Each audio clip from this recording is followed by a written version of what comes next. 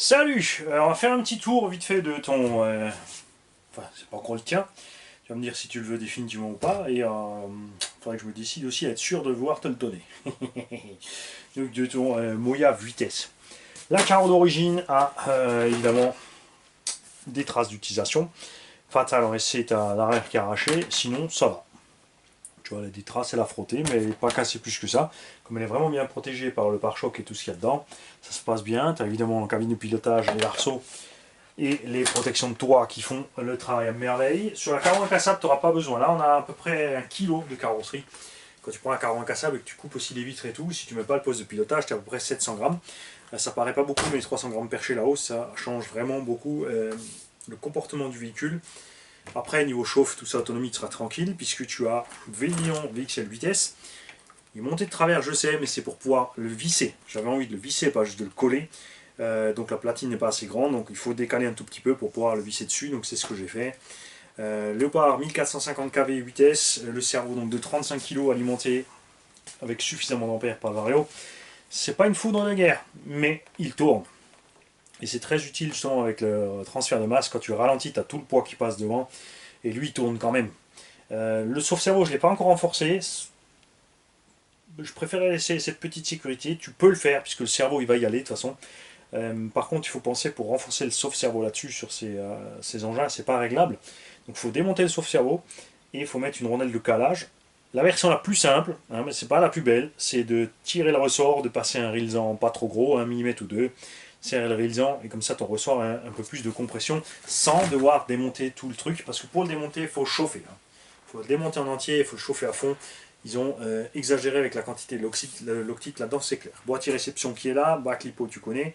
Tu peux avancer, reculer comme tu veux. Moi j'aime bien rouler avec le poids devant, surtout en vitesse, on a tellement de patates, comme ça le nez il reste bien en bas.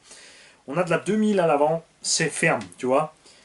Mais ça permet vraiment de diriger l'engin et de le laisser là où tu veux. En tout terrain, point de vue image de fonctionnement, c'est peut-être pas aussi beau que si tu mets moins. Mais la 1000 c'était trop mou, hein. Avec l'huile d'origine, le machin, dès que tu lâches les gaz, même en 6S, hein, il s'effondre, il va taper devant, c'est pas super cool.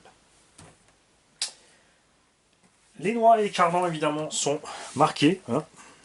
Il a roulé en vitesse le pépère, hein. Ça laisse pas. Hein. Après là ça va, parce que l'axe de cardan entier, donc il suffit de changer la noix qui se change par l'extérieur si tu as envie de le changer. Les noix de diff c'est pareil, hein. On a des traces, mais ça va encore. Perso, je ferai rien. Si je garde cette machine, je vais rouler jusqu'à ce que ça casse et ensuite j'interviendrai, mais pas avant. À l'arrière, on a laissé l'huile d'origine, c'est souple.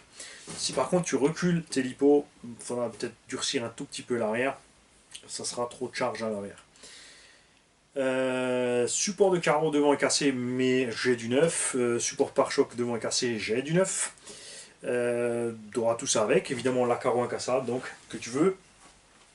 Et tu auras donc les roues aussi Scorpion BXXL avec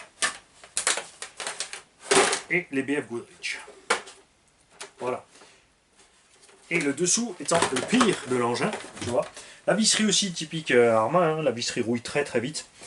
Le châssis lui délavé, regarde d'ailleurs, j'ai pas encore fini, tu vois. J'ai vu ça avant quand je l'ai lavé, je l'ai pas encore fait, je l'ai juste nettoyé là. Évidemment, je vais passer ça au décapeur thermique et te remettre ce skid plate à sa place. On y reste accroché violemment ici. Il y a une vis ou deux qui s'est desserrée. Skid plate avant, ça va, il a toujours envie. Et voilà. Tu vois, il a force avec les secousses et les vibrations. Comme il a servi comme un cochon. Et on s'est vraiment bien amusé avec. C'est vraiment une machine que je peux conseiller pour t'amuser. Si tu préfères le roulage maquette, c'est du UDR qu'il faut, mais si tu fais un cochon, c'est définitivement une bonne caisse.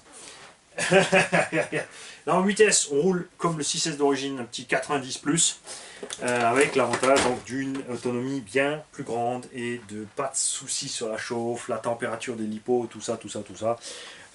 Et si tu roules pas fort, si tu roules cool, il y a moyen d'atteindre la demi-heure en se faisant vraiment, vraiment, vraiment plaisir sans faire souffrir la machine. Voilà, donc tu me tiens au jus si t'en as envie ou pas. Et j'insisterai pas, hein. Si tu le veux pas, je le garde direct. Salut.